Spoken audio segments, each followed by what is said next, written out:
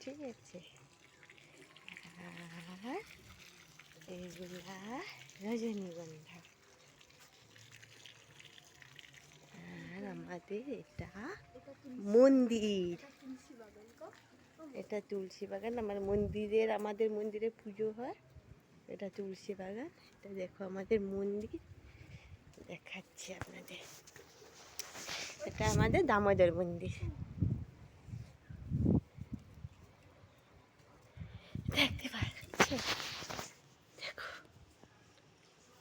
এই সময় মন্দিরে, দামোদর মন্দির খোলা আছে, দেখতে পাচ্ছেন।